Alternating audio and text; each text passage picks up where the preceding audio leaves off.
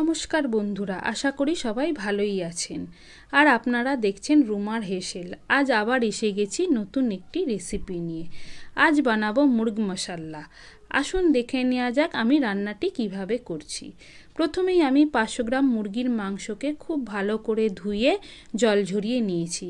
এবার এর মধ্যে দিয়ে দিয়েছি 1 চামচ গোলমরিচের গুঁড়ো, 1 চামচ নুন ও হাফ পাতিলেবুর রস।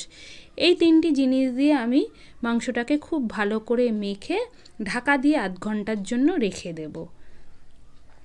এবার এই মাংসটি তৈরি করার জন্য আমার 2 রকম মশলার প্রয়োজন। প্রথমেই আমি গ্যাসে কড়া বসিয়ে দিয়েছি। এবার শুকনো খোলায় আমি একটি মশলা তৈরি করে নেব।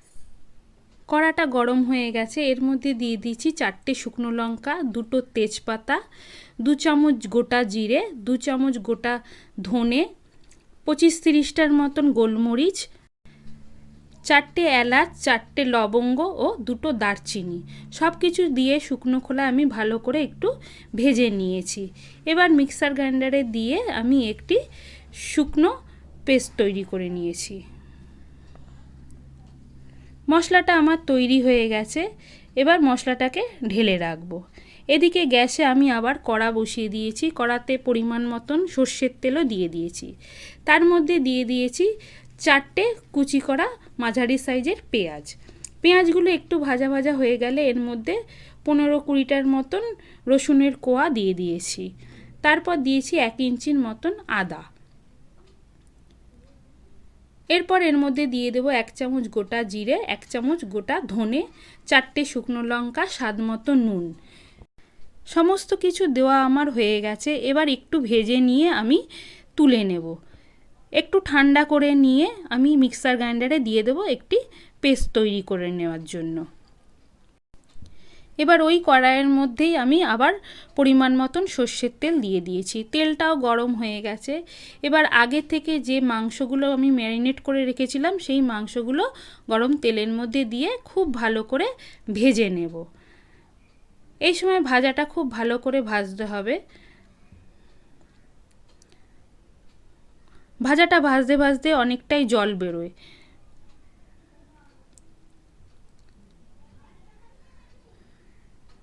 ভাজাটা আমার বেশ ভালোভাবে হয়ে গেছে। এবার যে আমি পেস্টটা তৈরি করেছিলাম পেঁয়াজ, আদা, রসুন দিয়ে, সেই পেস্টটা সেই ভাজা মাংসের মধ্যে দিয়ে দেব। সমস্ত পেস্টটা খুব ভালো করে দিয়ে আমি খুব ভালো করে মাংসের সাথে মিশিয়ে নেব। খুব ভালো করে মেশানো হয়ে গেলে এর মধ্যে আমি দিয়ে দেব 1 চামচ হলুদ ও 1 চামচ কাশ্মীরি লাল লঙ্কার গুঁড়ো। দেখুন মাংসের কালারটা কি সুন্দর হয়েছে। এবার এর মধ্যে দিয়ে দেব আমি যে ভাজা মশলাটা তৈরি করে রেখেছি, সেই ভাজা মশলার অর্ধেকটা দিয়ে দেব।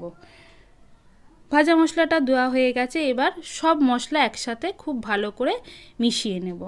মেশানো হয়ে গেলে আমি এর মধ্যে পরিমাণ মতন জলও দিয়ে দেব। জলটা আমার দেওয়া হয়ে গেছে। এবার মাংসের সাথে জলটাকে খুব ভালো করে মিশিয়ে নেব। খুব ভালো করে মিশে গেলে আমি এর মধ্যে দিয়ে দেব একটি গোটা রসুন ও 4টি গোটা পেঁয়াজ। সব কিছু দিয়ে ভালো করে মিশিয়ে নিয়ে আমি একটি ঢাকা দিয়ে ঝোলটাকে ফুটতে দেব। 15 মিনিট আমি ফুটতে দিয়েছি। এবার ঢাকাটা সরিয়ে নিচ্ছি। দেখুন কি সুন্দর কালার এসছে। এটি দেখতেও যেমন সুন্দর হয়েছে, খেতেও কিন্তু খুব সুন্দর হয়। ঢাকাটা সরিয়ে নিয়ে আমি এর মধ্যে দিয়ে দিয়েছি 4টে চেরা কাঁচা লঙ্কা, আর দিয়েছি যে ভাজা মশলার হাফটা ছিল সেই হাফ ভাজা মশলাটা, আর দিয়েছি 1 চামচ ঘি।